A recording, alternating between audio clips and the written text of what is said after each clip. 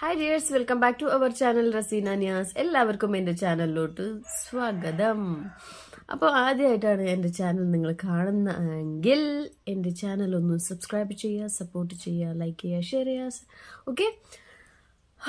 അപ്പോൾ നമുക്ക് ഇന്നത്തെ വീഡിയോയിലേക്ക് കിടക്കാം. അധികം ഇങ്ങനെ നീട്ടി പോണില്ല. എന്ന് സബ്സ്ക്രൈബ് ചെയ്യൂ എന്ന് പറഞ്ഞിട്ട് ബോറടിപ്പിക്കുന്നില്ല.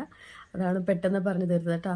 അപ്പോൾ ഇന്ന് സൗണ്ടിന് കുറച്ച് ഒരു വ്യത്യാസമുണ്ട്. അപ്പോൾ അത് നിങ്ങളെ ഫോണിൽ സൗണ്ട് കൂട്ടി വെച്ചിട്ട് സംസാരിക്കുക. ഞാനിന്ന് മൈക്കും വെച്ചിട്ടില്ല കേട്ടോ. കാരണം ഒരു ജലദോഷം കാരണം കൊണ്ട് തന്നെ സൗണ്ടിന് കുറച്ചൊരു എന്താ പറയുക, ഒരു വ്യത്യസ്തമായിട്ടുള്ളൊരു സൗണ്ട് ആയിട്ടുണ്ട്. ക്ലിയറും ഇല്ല കേട്ടോ.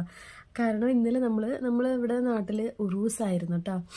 എൻ്റെ വീടിൻ്റെ അടുത്ത് നിന്ന് ഒരു 10 കിലോമീറ്റർ അപ്പുറം. അപ്പോൾ അതിന് പോയിട്ട് ലേറ്റ് നൈറ്റാണ് നമ്മൾ വീട്ടിലേക്ക് വന്നത് കേട്ടോ. അടിച്ച് പൊളിച്ച് എൻജോയ് ആക്കി. പിന്നെ അതിന് തൊട്ടടുത്ത് തന്നെ എക്സിബിഷൻ ഉണ്ടായിരുന്നു. അതെല്ലാം കണ്ട് വരുമ്പോൾ കുറേ സമയമായി. അപ്പോൾ ഈ തണുപ്പ് കാരണമാണ് ഇങ്ങനെ ഒരു ജലദോഷം പോലെ വരാനുള്ള കാരണം. ഓക്കെ, അതുകൊണ്ടാണ് സൗണ്ടിന് വേരിയേഷൻ. ഇന്നത്തെ വീഡിയോ എന്താണെന്ന് വെച്ചാൽ അതിന് മുമ്പ് തന്നെ നാളെ വാലന്റൈൻസ് ഡേ അല്ലേ. എല്ലാവർക്കും ഹാപ്പി വാലന്റൈൻസ് ഡേ. എൻജോയ് ആക്കുക കേട്ടോ. ഓക്കെ, അപ്പോൾ നമ്മൾ എൻജോയ് ഒന്നും ഇല്ലേന്ന് ചോദിച്ചാൽ നാളെ ഒരു പക്ഷേ എന്തെങ്കിലും കുട്ടി സെലിബ്രേഷനുകൾ ഉണ്ടാവും. നമുക്ക് രണ്ടുപേർക്കും ഉള്ള ആ ഒരു രീതിയിലിട്ട് വലിയ രീതിയിലല്ല, നമ്മൾ രണ്ടുപേരും ഒരു ചെറിയൊരു സെലിബ്രേഷൻ ഉണ്ടാകും. തീർച്ചയായിട്ടും പറ്റിയാൽ വീഡിയോ എടുക്കുക. പിന്നെ എനിക്ക് നാളെ ഒന്ന് ഹോസ്പിറ്റൽ പോകേണ്ട ദിവസം കൂടിയാണ്. നാളെ എനിക്ക് 6 മന്തിൻ്റെ ചെക്കപ്പ് ഉണ്ട് കേട്ടോ.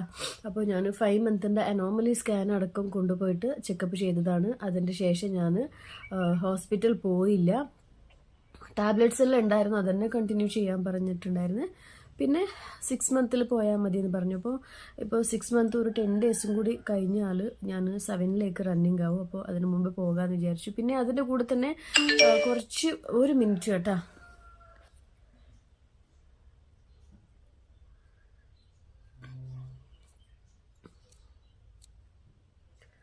സോറി, ഞാൻ ഫ്ലൈറ്റ് മോഡ് ഓൺ ആക്കിയതാട്ടാ. എന്നും ഞാൻ വീഡിയോ എടുക്കുമ്പോൾ ഞാൻ വിചാരിക്കുന്ന ഒരു കാര്യമാണ്, വീഡിയോ ഞാൻ ഷൂട്ട് ചെയ്യുന്ന സമയത്ത് ഫ്ലൈറ്റ് മോഡ് ഓൺ ആക്കണമെന്ന്. അല്ലെങ്കിൽ ഈ മെസ്സേജിൻ്റെതും പിന്നെ ഫോൺ റിംഗ് ആവുന്നതൊക്കെ ആയിട്ട് ഡിസ്റ്റർബാണ്. പക്ഷേ ഞാൻ എന്നും ചെയ്യാറില്ല. അതാണ് ഇന്ന് ചെയ്ത് വെച്ചത് കേട്ടോ. അപ്പോൾ എനിക്ക് അതിൻ്റെ കൂടെ തന്നെ ഒരു ലൈറ്റായിട്ട് കുറച്ച് സ്പോട്ടിങ് ഉണ്ട്, ബ്ലഡ് സ്പോട്ടിങ് ഉണ്ട്. അപ്പോൾ അതെല്ലാം ഒന്ന് കാണിക്കാൻ വേണ്ടി നാളെ നമ്മൾ ഹോസ്പിറ്റൽ പോകണമെന്ന് വിചാരിക്കുന്നു. ഇൻഷാ അല്ലാ, എല്ലാം അള്ളാൻ്റെ കയ്യിലല്ലേ. നാളെ പറ്റിയാൽ പോകും കേട്ടോ. അപ്പോൾ ഹോസ്പിറ്റൽ പോയി കഴിഞ്ഞിട്ട് ഒരു പക്ഷേ ചെറിയൊരു എവിടെയെങ്കിലും പോകാൻ പറ്റിയാൽ പോകും. നാളെ നിയാസ്കാക്ക് ലീവ് ഉണ്ടാകുന്നറിയില്ല. ഇതുവരെ ഞാൻ പറഞ്ഞിട്ടുമില്ല, ചോദിച്ചിട്ടുമില്ല. നാളെ ലീവ് ഉണ്ടെങ്കിൽ നമ്മൾ പോകും കേട്ടോ. ഓക്കെ, അപ്പോൾ ഇന്നത്തെ വീഡിയോ എന്താണെന്ന് വെച്ചാൽ ഈ പ്രഗ്നൻസിക്ക് വേണ്ടിയിട്ട്, അതായത് ഈ 15 ഇയേഴ്സ് ഗ്യാപ്പ് വന്നതല്ലേ എൻ്റെ പ്രഗ്നൻസിക്ക്. ഈ ഇത്രയും ഗ്യാപ്പ് വന്നിട്ട് വീണ്ടും പ്രഗ്നൻ്റ് ആവാൻ വേണ്ടിയിട്ട് എന്തെങ്കിലും ട്രീറ്റ്മെൻറ്റ് എടുത്തോ, അല്ല എന്തെങ്കിലും പ്രിക്കോഷൻസ് എടുത്തോ എന്നൊക്കെ കുറേ പേര് എൻ്റെ ഫ്രണ്ട്സ് എന്നോട് ചോദിച്ചിട്ടുണ്ട് കേട്ടോ. അപ്പോൾ ആ ഒരു സമയത്ത് എനിക്ക് അവരോട് കൂടുതലായിട്ട് എക്സ്പ്ലെയിൻ ചെയ്യാനൊന്നും പറ്റിയിട്ടില്ല. അതായത് തീർച്ചയായിട്ടും ചോദിക്കും. കാരണം 15 വർഷമായിട്ട് ഞാനൊരു കുഞ്ഞുവാവ ഉണ്ടാകുകയോ അതിൻ്റെ എന്താ പറയുക, കുറേ പേര് എൻ്റെ ഫ്രണ്ട്സ് തന്നെ വിചാരിച്ചതാണ് ഞാൻ ട്യൂബെക്ടമി ചെയ്തതാണ്, എനിക്കൊരു കുഞ്ഞുവാവ ഒന്നും ഉണ്ടാവില്ല എന്ന് കുറേ എൻ്റെ ഫ്രണ്ട്സ് വിചാരിച്ചതാണ്. അതാണ് പെട്ടെന്ന് ഞാൻ ഈ ഒരു പ്രഗ്നൻസി ആകുമ്പോൾ അവർക്ക് ആ ഒരു ഷോക്ക്. അപ്പോൾ അതാണ് അവർ ഇങ്ങനെ ചോദിച്ചതെന്ന് തോന്നുന്നു, എന്തെങ്കിലും ട്രീറ്റ്മെൻറ്റ് എടുത്തോന്ന്. 2-3 പേര് എനിക്ക് നിരന്തരമായിട്ട് ഇങ്ങനെ ഫോൺ ചെയ്തിട്ട് അവരും ഇങ്ങനെ ഒരു കുഞ്ഞുവാവക്ക് വേണ്ടി ആഗ്രഹിക്കുന്ന ഈ ഒരു സമയമാണ് കേട്ടോ. ആഗ്രഹിക്കുന്ന സമയം ആയതുകൊണ്ട് തന്നെ എന്നോട് അവർ കൂടുതലായിട്ട് ഇങ്ങനെ ചോദിക്കരുത്. കാരണം 15 ഇയർ ഗ്യാപ്പ് വന്നിട്ടും ഇയാൾ പ്രഗ്നൻ്റ് ആണെങ്കിൽ നമുക്ക് ആവാന്നുള്ളൊരു കോൺഫിഡൻറ്റ് ആയിരിക്കും ഒരു പക്ഷേ അവർക്ക്. അപ്പോൾ 2-3 പേര് ചോദിച്ചായിരുന്നു ട്രീറ്റ്മെൻറ്റ് എടുത്തതാണോ, പിന്നെ റീ ഓപ്പറേഷൻ ചെയ്യിച്ചതാണോ എന്ന്. അപ്പോൾ അതിനുള്ള ആൻസർ ഞാൻ ഇന്ന് പറയട്ടെ. അപ്പോൾ ഞാൻ അന്ന് ചോദിച്ചവരോട് അപ്പോൾ ഒന്നും ഞാൻ അതിനെക്കുറിച്ചിട്ട് അത്ര ക്ലാരിഫൈ തന്നില്ല. അപ്പോൾ ഇപ്പം ഞാൻ തരികയാണ്. ഒരിക്കലും ഞാൻ ട്യൂബെക്ടമി ചെയ്തിട്ടില്ലായിരുന്നു, ഞാൻ ഓപ്പറേഷൻ ആയിട്ടില്ലായിരുന്നു. എൻ്റെ മോന് 15 ഇയർ ആവുന്നത് വരെ എൻ്റെ ഒരു ലൈഫ് ജേർണി എൻ്റെ ഫ്രണ്ട്സിനെല്ലാം അറിയുന്നതാണ് കേട്ടോ. അപ്പോൾ അങ്ങനെ ഒരു കുഞ്ഞുവാവക്ക് വേണ്ടി ശ്രമിക്കുന്ന ആ ഒരു രീതിയിലുള്ള ലൈഫല്ലായിരുന്നു. അപ്പോൾ അതുകൊണ്ടാണ് കേട്ടോ ഞാൻ ട്യൂബെക്ടമി ചെയ്തിട്ടില്ല, റീ ഓപ്പറേഷൻ ചെയ്യിച്ചിട്ടല്ല ഞാൻ ഇപ്പോൾ കൺസീവ് ആയിട്ടുള്ളത് കേട്ടോ. ഞാൻ ഓപ്പറേഷൻ ചെയ്യാത്ത ഒരാളായിരുന്നു. പിന്നെ രണ്ടാമത് ചോദിച്ചത് വേറെ എന്തെങ്കിലും പ്രിക്കോഷൻസ് ഞാൻ എടുത്തിട്ടുണ്ടോ? ഒരിക്കലും അങ്ങനെയൊന്നും ഇല്ല കേട്ടോ. ഒരു പ്രത്യേക പ്രിക്കോഷൻസ് ഞാൻ എൻ്റെ ലൈഫ് സ്റ്റൈലിൽ കൊണ്ടുവന്നല്ലാതെ ഹോസ്പിറ്റലിൽ പോയിട്ട് അങ്ങനെയൊന്നും എടുത്തിട്ടില്ല ഞാൻ. നമ്മൾ കല്യാണം കഴിഞ്ഞ് ഒരു കുഞ്ഞിന് വേണ്ടി നമ്മൾ ശ്രമിക്കുന്ന സമയത്ത് തന്നെ നമുക്ക് കൺസീവ് ആവുകയും ചെയ്തു. പിന്നെ ഇപ്പോൾ കൺസീവ് ആവുകയും ചെയ്തു. സോറി കേട്ടോ, ഞാൻ ഇടയ്ക്ക് വേറെ ഏതോ ഒരു ടോപ്പിക്ക് പറയാൻ വന്നത്, അത് പിന്നെ പറയാം. കൺസീവ് ആകുകയും ചെയ്തു. അതാണ് എനിക്ക് ഹാർട്ട് ബീറ്റ് ഇല്ലാതെ ഞാൻ അബോർട്ട് ചെയ്ത് കളഞ്ഞത്. അപ്പോൾ ആ വീഡിയോയിൽ നിങ്ങൾ കണ്ടിട്ടുണ്ടാവും, മിക്കവാറും പേർക്കും അറിയുന്നതുമായിരിക്കും. അപ്പോൾ അതെന്താ പ്രശ്നം എന്ന് വെച്ചാൽ, ഒരു പക്ഷേ ഞാൻ ഈ 15 ഇയർ ആയിട്ട് എൻ്റെ ലൈഫ് സ്റ്റൈലും പിന്നെ എൻ്റെ ഒരു ഡയറ്റും തീരെ ശരിയല്ലായിരുന്നു. കാരണം ഞാനൊരു ബിസി വുമൺ ആയിരുന്നു, സിംഗിൾ പാരൻ്റ് ആയിരുന്നു. എൻ്റെ കുട്ടികളെ നോക്കുന്ന കാര്യത്തിലും എൻ്റെ ജോലിയും ഒക്കെ തിരക്കായിട്ട് ഞാൻ എൻ്റെ ബോഡി ശരിക്കും കെയർ ചെയ്യുന്നുണ്ടായിട്ടില്ല കേട്ടോ. നമ്മൾ പ്രഗ്നൻസിക്ക് വേണ്ടിയിട്ട് ശ്രമിക്കുന്ന സമയത്ത് നമ്മളെ ബോഡി ഒന്ന് നന്നായിട്ട് കെയർ ചെയ്യുക. അതാണ് ഏറ്റവും കൂടുതൽ വേണ്ടത്. അതെന്തൊക്കെയാണ് ഞാൻ ചെയ്തതെന്ന് ഞാൻ ഈ വീഡിയോയിൽ ഞാൻ പറഞ്ഞുതരാം കേട്ടോ. അങ്ങനെ പെട്ടെന്ന് എൻ്റെ ലൈഫിൽ ഒരു ചേഞ്ചസ് വന്നതാണ്. ഞാൻ വീണ്ടും ഒരു കല്യാണ ലൈഫിലേക്ക് വന്നു. പിന്നെ പ്രഗ്നൻസിക്ക് വേണ്ടി ട്രൈ ചെയ്തു. അങ്ങനെ കൺസീവായി നോക്കുമ്പോൾ ബേബിക്ക് ഹാർട്ട് ബീറ്റ് വന്നിട്ടില്ല. അത് ഒരു പക്ഷേ എന്താ പറയുക, അച്ഛനിൽ നിന്നിട്ടും ആയിരിക്കാം, അല്ല അമ്മയിൽ നിന്നിട്ടും ആയിരിക്കാം കേട്ടോ അങ്ങനെ ഒരു ഹാർട്ട് ബീറ്റ് വരാത്തൊരു ബേബി ഉണ്ടാകുന്നത്. അല്ലെങ്കിൽ ക്രോമോസോമൽ അബ്നോർമലിറ്റി എന്ന് പറയും. അങ്ങനെ എന്തെങ്കിലും കാരണങ്ങളായിരിക്കാം. എനിക്ക് തോന്നുന്നു ഞാൻ തീരെ ഹെൽത്തി അല്ലാത്തത് കൊണ്ടാണ് അങ്ങനെ ആയത് എന്ന് 100% ഷുവറാണ്. കാരണം എൻ്റെ ഫുഡ് റൊട്ടീനൊന്നും ആ ഒരു സമയത്ത് തീരെ ശരിയല്ലായിരുന്നു. രാവിലെ കറക്റ്റ് ബ്രേക്ക്ഫാസ്റ്റ് കഴിക്കില്ല. ലഞ്ച് എൻ്റെ ലൈഫ് ടൈം ഫുള്ള് ലഞ്ച് സ്കിപ്പായിരുന്നു. ഒരുപാട് ക്ലയൻറ്റ് എൻ്റെ ഷോപ്പിൽ വരുമ്പോൾ, പിന്നെ എൻ്റെ ഫ്രണ്ട്സ്, എൻ്റെ അടുത്തുള്ള ആൾക്കാരൊക്കെ, എന്നെ അടുത്തറിയുന്ന ആൾക്കാരെല്ലാം എന്നെ എപ്പോഴും വഴക്ക് പറയുന്ന ഒരു സംഭവമാണ്, നീ ലഞ്ച് ഇങ്ങനെ സ്കിപ്പ് ചെയ്യരുതെന്ന്. ബട്ട് ഞാൻ ലഞ്ച് സ്കിപ്പ് ചെയ്യും. എൻ്റെ വെയിറ്റ് അപ്പോൾ വന്നിട്ട് അറൗണ്ട് 52 ആണെന്ന് തോന്നുന്നു കേട്ടോ. ആ ഒരു സമയത്ത് ഉണ്ടായിരുന്ന വെയിറ്റ്, ആ വെയിറ്റ് തന്നെ അങ്ങ് മെയിൻറ്റെയിൻ ആകുമായിരുന്നു കേട്ടോ. ഞാൻ ചെറിയൊരു പെണ്ണിനെ പോലെ തീരെ ശരീരത്തിൽ എന്താ പറയുക, തീരെ ശരീരമൊന്നും ഇല്ലാത്ത ചെറുങ്ങനെ സ്ലിം ആയിട്ടായിരുന്നു ഉണ്ടായിരുന്നത്. എനിക്ക് പ്രത്യേകിച്ചിട്ട് അപ്പോൾ ഞാൻ ഹെൽത്തി അല്ലാന്ന് എനിക്ക് തോന്നുന്നില്ലായിരുന്നു. എപ്പോഴാണ് ഞാൻ ഈ പ്രഗ്നൻസിക്ക് വേണ്ടി ശ്രമിക്കാൻ തുടങ്ങിയത്, അപ്പോഴാണ് എനിക്ക് മനസ്സിലായത് എൻ്റെ ശരീരം തീരെ ഹെൽത്തി അല്ലാന്ന്. പിന്നെ നമ്മൾ തനിച്ച് ഒരു ജീവിതം എന്ന് വെച്ചാൽ അത് വേറെ രീതിയാണ്. നമുക്ക് എങ്ങനെയും ജീവിച്ചെടുക്കാം. നമ്മൾ എന്ന് വെച്ചാൽ നമ്മൾ ഇങ്ങനെ ഒരു മാരേജ് ലൈഫിലേക്ക് വരുമ്പോൾ, നമ്മൾ തനിച്ച് ജീവിക്കുകയാണെങ്കിൽ നമുക്ക് ആ ഒരു ശക്തിയെല്ലാം മതിയാവും. ഒരു മാരേജ് ലൈഫിലേക്ക് വരുമ്പോൾ പ്രത്യേകിച്ച് നമ്മളെ ബോഡി കെയർ എടുക്കേണ്ടതായിട്ടുണ്ട് കേട്ടോ. അതെല്ലാവരും ഒന്ന് ശ്രദ്ധിക്കുക. അങ്ങനെ എനിക്കത് കൺസീവായി ഹാർട്ട് ബീറ്റ് വരാതെ പോയപ്പോൾ പിന്നെ ഡോക്ടറെ അടുത്ത് പോയി. ഡോക്ടർ കുറച്ച് മെഡിസിൻസ് എല്ലാം തന്നു കേട്ടോ. എനിക്ക് ഫോളിക് ആസിഡ് സപ്ലിമെൻ്റ് എല്ലാം തന്നു. അത് നമ്മളെ യൂട്രസ് എല്ലാം സ്ട്രെങ്തൻ ആക്കാനും അങ്ങനെയൊക്കെ ഉള്ള ഒരു സംഭവമാണ്. ഫോളിക് ആസിഡ് കഴിക്കുന്നതിൽ പ്രഗ്നൻസിക്ക് വേണ്ടി ശ്രമിക്കുന്ന ആൾക്കാർ തീർച്ചയായിട്ടും ഫോളിക് ആസിഡ് ധൈര്യമായിട്ട് കഴിക്കട്ടെ. അതിൽ യാതൊരു പ്രശ്നവും ഇല്ല. ഫോളിക് ആസിഡ് കഴിക്കുക. അങ്ങനെ ഫോളിക് ആസിഡ് കഴിച്ചുകൊണ്ടിരുന്നു. അതിൻ്റെ കൂടെ തന്നെ ഞാൻ എൻ്റെ ലൈഫ് സ്റ്റൈൽ ഞാനൊന്ന് ചേഞ്ച് ആക്കിയെടുത്ത്. കുറച്ച് സമയം കേട്ടോ, കുറേ സമയമൊന്നുമല്ല, കുറച്ച് ടൈം. അതായത് എനിക്ക് ആ ഒരു അബോർഷൻ പെട്ടെന്ന് തന്നെ ഞാൻ പ്രഗ്നൻ്റ് ആയി. ആ ഒരു അബോർഷനും കഴിഞ്ഞ് അത് കഴിഞ്ഞിട്ട് എനിക്ക് 6 മന്ത് ഗ്യാപ്പായിരുന്നു പറഞ്ഞത്. പക്ഷേ ഞാൻ 1 ഇയറോളം ഞാൻ ഗ്യാപ്പ് എടുത്തിട്ടുണ്ടായിരുന്നു. എന്നിട്ടാണ് ഞാൻ വീണ്ടും കൺസീവ് ആയത് കേട്ടോ. ആ സമയത്ത് ഞാനും നിയാസ്കി അത്ര തന്നെ നമ്മൾ നന്നായിട്ട് നമ്മളെ ബോഡി കെയർ ചെയ്യുമായിരുന്നു. ഒന്നാമതായിട്ട് നല്ല ഫുഡ്. അതുവരെ നമ്മളെ ഫുഡിൽ ഒരു എന്താ പറയുക, എന്തായാലും ഓക്കെ നമ്മൾ കഴിക്കും, അങ്ങനെ ഒരു രീതിയിലായിരുന്നു. അത് നമ്മൾ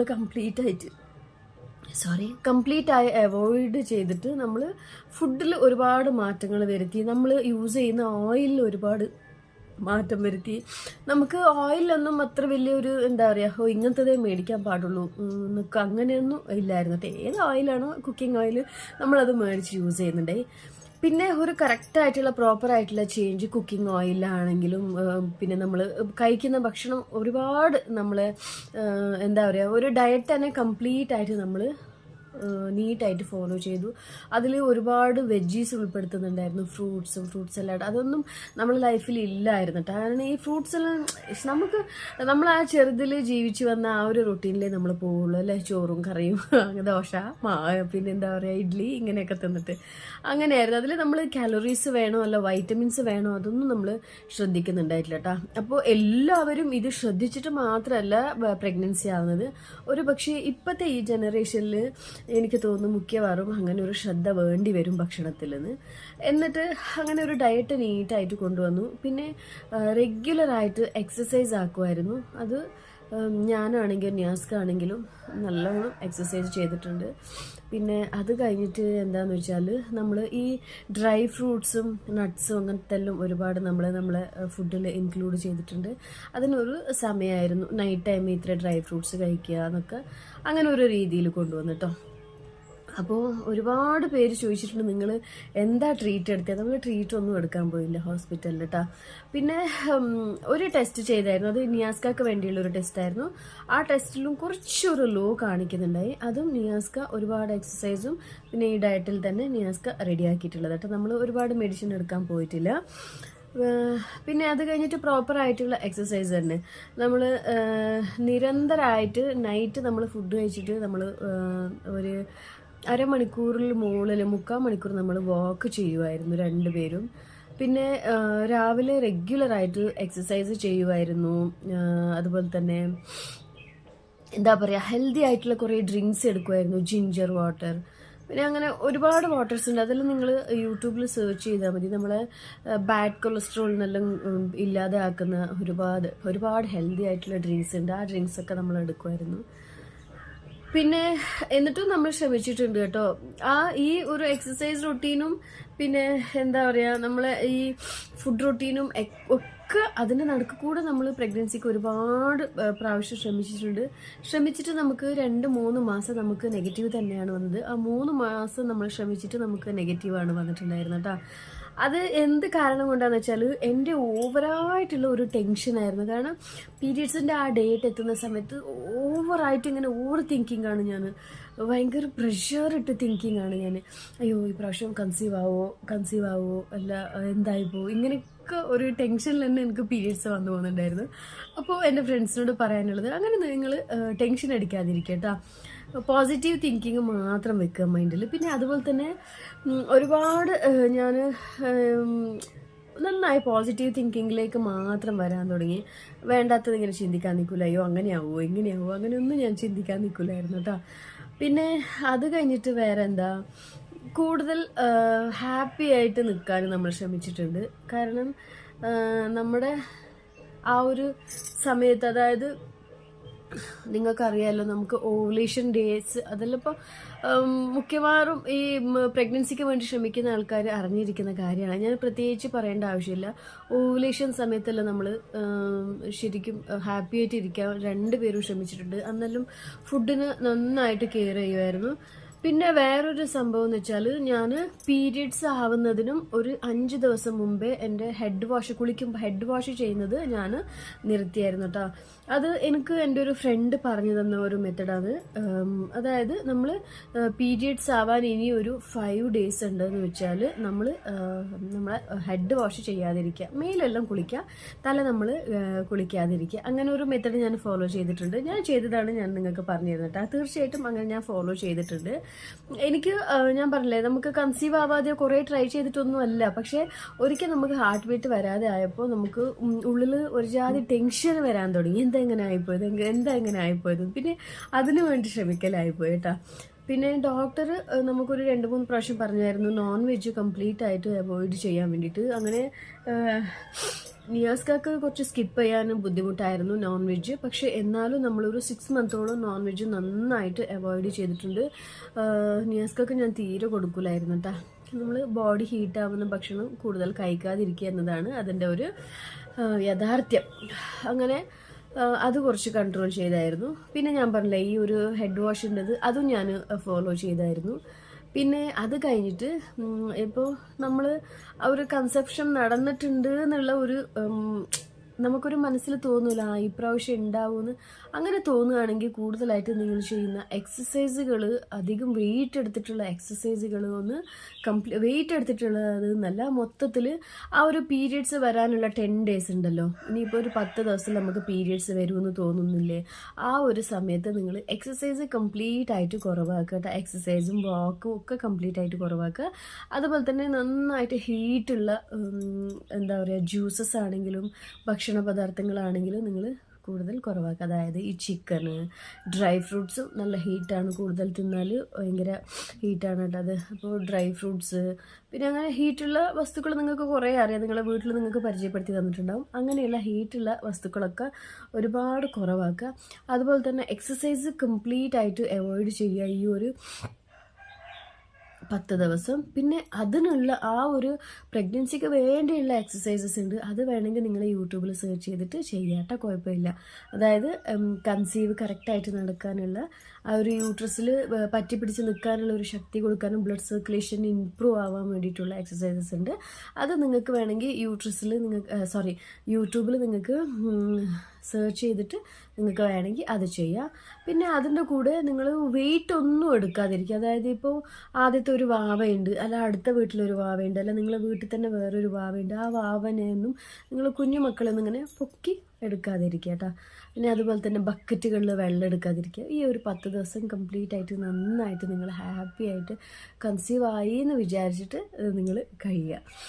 പിന്നെ വേറെ എന്ത് പ്രിക്കോഷൻസാണ് ഞാൻ എടുത്തതെന്ന് വെച്ചാൽ, യാത്ര കംപ്ലീറ്റ് ആയിട്ട് അവോയ്ഡ് ചെയ്യുക. അതായത് നമ്മൾ ഇപ്പോൾ 2 വീലറിലാണെങ്കിലും 4 വീലറിലാണെങ്കിലും നമ്മൾ ഈ ഒരു സമയത്ത് നമ്മൾ യാത്ര ചെയ്യുന്നത് അവോയ്ഡ് ചെയ്യുക കേട്ടോ. എനിക്ക് അത് ഭയങ്കര വലിയ ടാസ്ക് ആയിരുന്നു. കാരണം എനിക്ക് വീക്ക്ലി വൺസ് പുറത്ത് പോയിട്ട് പോയിട്ടില്ലെങ്കിൽ ഭയങ്കര ഇടങ്ങാറാണ് കേട്ടോ. ഞാൻ യാസ്കാനെ ശല്യപ്പെടുത്തിക്കൊണ്ടിരിക്കും, എനിക്ക് പുറത്ത് പോകണമെന്ന്. എന്നിട്ട് ഞാൻ ആ ഒരു സമയത്ത് അവോയ്ഡ് ചെയ്തിട്ടുണ്ട്. അങ്ങനെ നമ്മൾ ശ്രമിച്ചിട്ടും 6 മന്തിൻ്റെ അടുത്തെത്തി കഴിഞ്ഞിട്ടാണ് നമുക്ക് കൺസീവായി കഴിഞ്ഞത് കേട്ടോ. പിന്നെ എന്താ പറയുക, നമ്മൾ കൂടുതൽ പ്രഗ്നൻസിക്ക് വേണ്ടി ശ്രമിച്ചിട്ട് ഇങ്ങനെ ഓവർ ട്രസ്ഡ് ആവാതിരിക്കുക കേട്ടോ. ചില പേർക്ക് ഒരു സംഭവമുണ്ട്, വർഷത്തിന് ഒരിക്കൽ മാത്രമേ കൺസീവ് ആവുന്ന ഒരു കപ്പാസിറ്റിയാണ്. മിക്കവാറും എൻ്റെ ഒരു കാറ്റഗറി അങ്ങനെയാണ്, ഇയർലി വൺസാണ്. വർഷത്തിന് കുഞ്ഞുങ്ങളെന്ന് പറയില്ലേ, അങ്ങനെയുള്ളവർ വെറുതെ ശ്രമിച്ചിട്ടും ഫലമില്ല കേട്ടോ.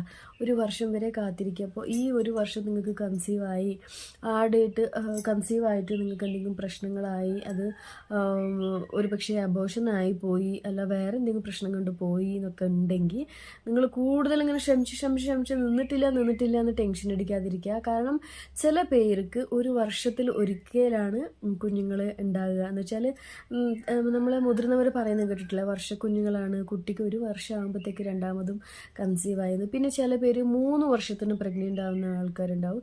എന്ത് തന്നെ ആയാലും നിങ്ങൾ നോക്കുക, അവർക്ക് ആ ഒരു സ്ട്രെസ്സ് ഒന്നും ഉണ്ടാവില്ല, അവർ ട്രീറ്റ്മെൻറ്റ് കൊടുക്കില്ല, വേണ്ടാന്ന് വെച്ചിട്ടുണ്ടാവില്ല. പക്ഷേ കുഞ്ഞിന് 3 വയസ്സായാലേ അടുത്ത പ്രസവം ഉണ്ടാവുള്ളൂ. അതേപോലെ തന്നെ ചില പേർക്ക് കുഞ്ഞിന് 5 വയസ്സായാലേ അടുത്ത പ്രസവം ഉണ്ടാവുള്ളൂ. അങ്ങനെയൊക്കെ സാധിക്കാട്ടോ. നിങ്ങൾ പിന്നെ ഈ 5 വർഷം വരെ കാത്തിട്ട് ഉണ്ടായി എന്നൊക്കെ ഇങ്ങനെ ടെൻഷൻ അടിച്ചിരിക്കേണ്ട ആവശ്യമില്ല. ചില പേർക്ക് അങ്ങനെയാണ്, എല്ലാവരുടെ ബോഡിയും ഒരുപോലെ ഉണ്ടാവില്ല കേട്ടോ. അപ്പോൾ എൻ്റെ കണക്കിൽ എനിക്ക് കുഞ്ഞുങ്ങളാണ്, എക്സ്ക്യൂസ് മീ, ജലദോഷം ഉള്ളതുകൊണ്ട് എപ്പോൾ തുമ്മൽ വരുന്നൊന്നും അറിയില്ല കേട്ടോ. അപ്പോൾ എൻ്റെ കണക്കിൽ അത് എനിക്ക് കുഞ്ഞുങ്ങളാണ് കേട്ടോ. അപ്പോൾ അത് എനിക്ക് നന്നായിട്ട് ബോധ്യം ഉണ്ടായിരുന്നു. ഞാൻ ആ ഒരു അബോർഷൻ കഴിഞ്ഞതിൻ്റെ ശേഷം ഞാൻ എൻ്റെ മൈൻഡിൽ ഫിക്സ് ആയിരുന്നു, എന്തായാലും 6 മന്താണ് ഡോക്ടർ പറഞ്ഞത്. ചില പേർക്ക് ഒരു ചിന്തയുണ്ട്, നമ്മൾ ഈ മാസം അബോർഷൻ കഴിഞ്ഞു പോയി, ഒരു കുഞ്ഞ് നമുക്ക് നഷ്ടപ്പെട്ടു പോയി എന്ന് പറഞ്ഞാൽ നമുക്ക് 2 മാസം കഴിഞ്ഞിട്ട് ശ്രമിക്കാം, ഉണ്ടാവും, അല്ലെങ്കിൽ നെക്സ്റ്റ് ഉണ്ടാവും, നമുക്ക് എപ്പോഴും പീരിയഡ്സ് ഉണ്ടല്ലോ, അതുകൊണ്ട് എപ്പോഴും ഉണ്ടാവും. അങ്ങനെ നിങ്ങൾ ഒരിക്കലും ചിന്തിക്കാതെ ഇരിക്കട്ടെ. കാരണം അങ്ങനെയല്ല, ക്യാമറ ഒന്ന് ശരിയാക്കട്ടെ കേട്ടോ. അങ്ങനെയല്ല, ഈ ഒരു കണക്കുണ്ട് കേട്ടോ. ചില പേർക്ക് വർഷത്തിലായിരിക്കും, ചില പേർക്ക് 6 മാസത്തിലായിരിക്കും. അപ്പോൾ എൻ്റെ കണക്കിൽ അത് ശരിയാണ്, എനിക്ക് വർഷത്തിൽ തന്നെയാണ് കുഞ്ഞ്. കാരണം അബോർഷനായിട്ട് കൃത്യം 1 വർഷം കഴിഞ്ഞപ്പോഴാണ് എനിക്ക് നെക്സ്റ്റ് ഞാൻ കൺസീവ് ആയത്. അതുവരെ നമ്മൾ വെറുതെ ശ്രമിച്ചിട്ട് നമ്മൾ ഒരുപാട് ബുദ്ധിമുട്ട് അനുഭവിക്കുന്നല്ലാതെ നമുക്കിങ്ങനെ നമ്മളെ ബോഡി, നമ്മളെ മണ്ടൊക്കെ ഇങ്ങനെ സ്ട്രെസ് ലെവൽ ഇങ്ങനെ കൂടിക്കൊണ്ട് പോകുകയല്ലാതെ അതിൽ വേറെ ഫലമൊന്നും ഉണ്ടാവില്ല കേട്ടോ. പിന്നെ ചില പേർക്ക് എന്താ പറയുക, ഗോഡ് ഗ്രേസ് എന്നൊക്കെ പറയില്ലേ, ചില പേർക്ക് ശ്രമിച്ചാൽ അപ്പം തന്നെ കൺസീവ് ആവാനുള്ള ചാൻസസ് ഉണ്ട്. പല ബോഡിയും പല ടൈപ്പിലാണ്, ഡിഫറെൻറ്റ് ടൈപ്പിലാണ് ദൈവം നമ്മളെ ബോഡി മേക്ക് ചെയ്തേക്കുന്നത് അല്ലേ. അപ്പോൾ ഓരോരുത്തരുടെ ബോഡി ഫങ്ഷൻസും ഓരോരോ രീതിയിലാണ്. അപ്പോൾ അങ്ങനെയുണ്ട് കേട്ടോ. അപ്പോൾ അങ്ങനെ നിങ്ങൾക്ക് ഈ ഒരു അബോർഷനെല്ലാം ആയിക്കഴിഞ്ഞിട്ട് കുഞ്ഞ് നഷ്ടപ്പെട്ടിട്ട് ഇങ്ങനെ ശ്രമിച്ചുകൊണ്ടിരുന്നിട്ട് ഒരു ജാതി വട്ടാവാതിരിക്കുക. ചില പേർക്ക് അങ്ങനെയാണ്, വർഷത്തിൽ കുഞ്ഞുണ്ടാവുള്ളൂ. ചില പേർക്ക് 6 മന്തിലുണ്ടാവും, ചില പേർക്ക് മാസം ആണെങ്കിലും കുഴപ്പമില്ല, ഈ മാസം പോയാൽ അടുത്ത മാസം ഉണ്ടാവും, അങ്ങനെ ഉള്ള ആൾക്കാരും ഉണ്ട് കേട്ടോ. അപ്പോൾ എൻ്റെ കാര്യത്തിൽ ഞാനത് ഉറച്ച് വിശ്വസിച്ച ഒരു സംഭവമാണ്. എനിക്ക് വർഷത്തിലേ ഉണ്ടാവുള്ളൂ, അതിന് മുമ്പ് ശ്രമിച്ചിട്ട് ഫലമില്ലാന്ന്. എനിക്ക് ലാസ്റ്റ് ടൈം ഏത് മാസത്തിലാണ് ഉണ്ടായത് ആ മാസം ജമ്പ് ചെയ്തിട്ട് നെക്സ്റ്റ് മന്തിലാണ് എനിക്ക് കൺസീവ് ആയത് കേട്ടോ. പിന്നെ വേറെ നമ്മൾ ഓവറായിട്ട് എല്ലാവരും പറഞ്ഞ മെഡിസിൻസ് നമ്മൾ ട്രൈ ചെയ്യാതിരിക്കുക. പ്രത്യേകിച്ച് ഹോംലി മെഡിസിൻസ്, അതെടുക്കുക ഇതെടുക്കുക, കുറേ മുതിർന്നവരൊക്കെ പറയില്ലേ അത് കുടിക്കുക ഇത് കുടിക്കുക, അതൊക്കെ അങ്ങനത്തെ ഒന്നും ചെയ്യാതിരിക്കുക. പിന്നെ ഈ കൺസീവ് ആവുമെന്നൊരു ഉറപ്പ് ഇപ്പോൾ വർഷത്തിന് തന്നെ കാത്തു നിൽക്കണം. ചില പേർക്ക് ആവും, നിങ്ങളെ കേസ് എന്താണെന്ന് നിങ്ങൾ തന്നെ കണ്ടുപിടിക്കുക. അപ്പോൾ നിങ്ങൾക്ക് ചിലപ്പോൾ ആ മാസം തന്നെ നിന്നിട്ടുണ്ടെങ്കിൽ ആ സമയത്ത് ഈ പപ്പായ, പൈനാപ്പിൾ, ഈത്തപ്പഴം അങ്ങനെയുള്ള സംഭവങ്ങളെല്ലാം ഒന്ന് നിങ്ങളെ ഡയറ്റിൽ നിന്ന് നിങ്ങളൊന്ന് സ്കിപ്പ് ചെയ്യുക കേട്ടോ. പിന്നെ കൂടുതൽ ഹാപ്പി ആയിട്ട് ഇരിക്കാൻ വേണ്ടി ശ്രദ്ധിക്കുക. ഇതിലും കൂടുതലായിട്ട് ഞാൻ അങ്ങനെ ഒരു പ്രിക്കോഷൻസ് എടുത്തിട്ടില്ല കേട്ടോ. ഞാൻ ഇത്രയൊക്കെ ശ്രദ്ധിച്ചിട്ടുള്ളൂ, എൻ്റെ എക്സസൈസും ഡയറ്റും. പിന്നെ മെയിനായിട്ട് ശ്രദ്ധിച്ച ഒരു കാര്യമാണ് എൻ്റെ പിന്നെ കുളിക്കുമ്പോൾ ഞാൻ തല കായ്ക്കുന്ന ഒരു സംഭവം. അത് ഞാനൊരു 5 ഡേയ്സിൽ നിന്ന് ഞാൻ സ്കിപ്പ് ചെയ്യും. അത് എത്രത്തോളം ശരിയാവും എന്നറിയില്ല, നിങ്ങളൊന്ന് ട്രൈ ചെയ്ത് നോക്കുക. അതെന്താണെന്ന് വെച്ചാൽ നമ്മൾ ഈ തലയിൽ കൂടെ വെള്ളം ഒഴിക്കുമ്പോൾ നമ്മളെ ഒരുപാട് ഹാർമോൺസ് റിലീസ് ആവുന്നുണ്ട് കേട്ടോ. അതിൽ ചില ഹോർമോൺസ് നമ്മുടെ പ്രഗ്നൻസിക്ക് വിരുദ്ധമായിട്ട് പ്രവർത്തിക്കും. അതുകൊണ്ടാണ് ഈ ഒരു 5 ദിവസം 7 ദിവസം മുമ്പേ തലക്ക് വെള്ളം ഒഴിക്കരുത് എന്ന് പറയാം. പിന്നെ ഈ ഒരു കാര്യം ഞാനിപ്പോൾ പറഞ്ഞില്ലേ, ഈ പിന്നെ വർഷത്തിനുള്ള ആ ഒരു കുഞ്ഞുണ്ടാകുന്ന ആൾക്കാരൊന്നും വെറുതെ എല്ലാ മാസവും ശ്രമിച്ചിട്ട് നിങ്ങളിങ്ങനെ വട്ടാവാതിരിക്കുക കേട്ടോ. തീർച്ചയായും നിങ്ങൾക്ക് എല്ലാവർക്കും എന്താ പറയുക, കുഞ്ഞുങ്ങളില്ലാത്ത എല്ലാവർക്കും നല്ലൊരു കുഞ്ഞുണ്ടാവട്ടെ എന്ന് ഞാൻ ആശംസിക്കുന്നു, പ്രാർത്ഥിക്കുന്നു. അപ്പോൾ ഇന്നത്തെ വീഡിയോ ഇത്രയേ ഉള്ളൂ. നാളെ ഒരു അടിപൊളി വീഡിയോ ആയിട്ട് വരാമെന്ന് വിചാരിക്കുന്നു. നാളെ ഞാൻ പറഞ്ഞില്ലേ ഹോസ്പിറ്റലിലെല്ലാം പോകാനുണ്ടെന്ന്. അപ്പോൾ എൻ്റെ ഫ്രണ്ട്സിനുള്ള ആൻസർ ആയി എന്ന് ഞാൻ ചോദിക്കുന്നു. പിന്നെ അതുപോലെ തന്നെ എന്നോട് എൻ്റെ ജ്വല്ലറി കളക്ഷൻസ് വീഡിയോ ചെയ്യാൻ വേണ്ടിയിട്ട് കാണിക്കണമെന്ന് പറഞ്ഞിട്ട് ഒരു ഫ്രണ്ട് റിക്വസ്റ്റ് ചെയ്തായിരുന്നു. തീർച്ചയായിട്ടും ഞാൻ എൻ്റെ ജ്വല്ലറി കളക്ഷൻസ് എല്ലാം കാണിക്കാം. പിന്നെ അതിന് മാത്രമൊന്നും ഒരുപാട് ജ്വല്ലറി ഒന്നും എനിക്കില്ല കേട്ടോ, അത്യാവശ്യമേ ഉള്ളൂ, അത് ഞാൻ കാണിക്കാം. ഒരുപാട് ജ്വല്ലറീസ് എല്ലാം ഉണ്ടായ ആളായിരുന്നു. എനിക്ക് എൻ്റെ വീട്ടിൽ നിന്ന് ഒരുപാട് ജ്വല്ലറി തന്നിട്ടുണ്ട്, പക്ഷേ അതൊന്നും എന്താ പറയുക എൻ്റെ കയ്യിലില്ല കേട്ടോ. അതെല്ലാം പോയി കഴിഞ്ഞതാണ്. ഇപ്പോൾ രണ്ടാമതും എനിക്ക് നിയാസ്ക മേടിച്ച് തന്ന ജ്വല്ലറി എല്ലാം എൻ്റെ അടുത്തുണ്ട് കുറച്ച്. അത് ഞാൻ തീർച്ചയായിട്ടും വീഡിയോ ആയിട്ട് ചെയ്യാം, കാണിച്ചു തരാം. ചോദിച്ച ആൾ നിങ്ങൾ എനിക്ക് പേര് മറന്നുപോയി, ദേഷ്യപ്പെടരുത് കേട്ടോ. നിങ്ങളെ ഒരു കമൻറ്റിന് ഞാൻ എന്താ പറയുക പിന്നെ ഒരു കെയർ ചെയ്യാതിരുന്നതല്ല, ചില കാരണങ്ങൾ കൊണ്ട് ഞാൻ ഇടാതിരുന്നതാണ്. തീർച്ചയായിട്ടും ഞാൻ ഇടുന്നത് കേട്ടോ.